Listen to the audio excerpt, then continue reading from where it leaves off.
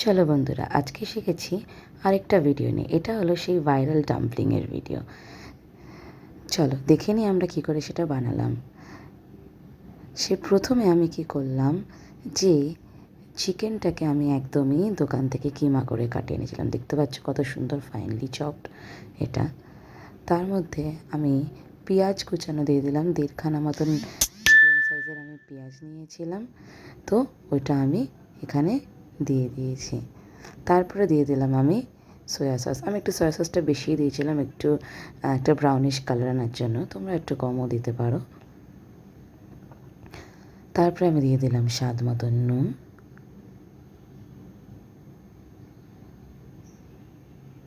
তারপরে দেখো গোলমরিচ।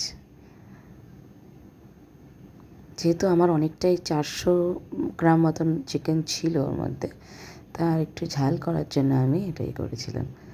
আচ্ছা, তোমরা এখানে কিন্তু আদা রসুনের পেস্টও দিতে পারো। আমি এর মধ্যে একটু হালকা তেল দিয়ে নিয়েছিলাম, একটু হালকা জুসি ব্যাপারটা আনার জন্য। তারপরে দেখো সুন্দর করে আমি গোল গোল মতন করে নিয়েছি।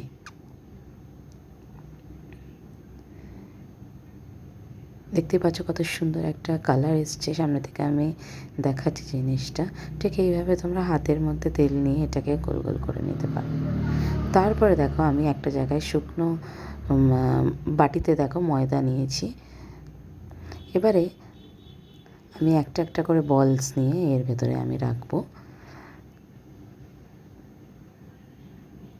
আমার জায়গা কমের জন্য আমি চারটে চারটে করে করেছি।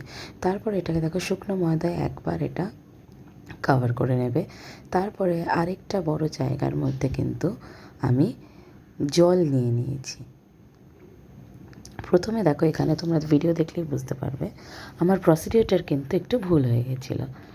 তাও আমি ভাবলাম যে তোমাদের দেখাই, কেন কি ভুল তো মানুষ মাত্রই হয়। দেখো এই যে আমি একবার এটা করে নিয়ে এরকম আমি হাত দিয়ে করছিলাম, এটা আমার সবচেয়ে বড় ভুল। দেখো কি হয়। তারপরে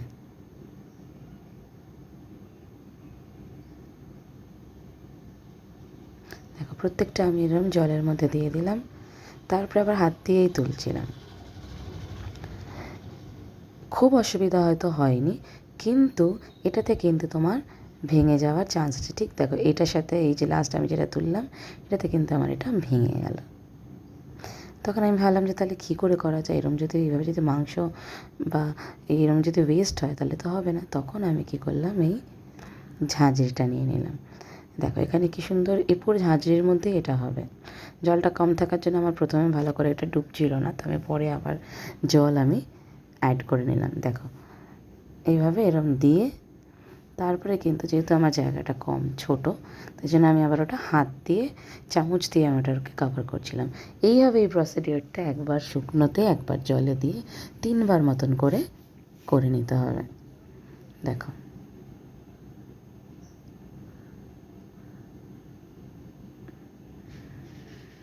যেহেতু ফার্স্ট টাইম ট্রাই করছিলাম, তাই ভুল কিন্তু আমারও হয়েছে, কিন্তু ভুল থেকেই তো শিখতে হয়, তাই না?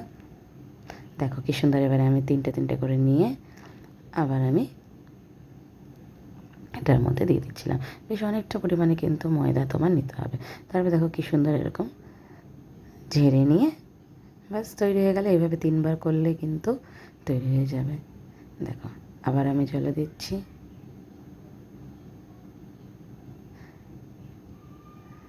তোমাদের কাছে যদি 2টো ঝাঁঝরি থাকে তাহলে সেইভাবেও করতে পারো, তাহলে এই গায়ে লেগে যায় না এইভাবে ঝাঁঝরিটা। দেখো কী সুন্দর বলগুলো কিন্তু তৈরি হয়ে গেছে।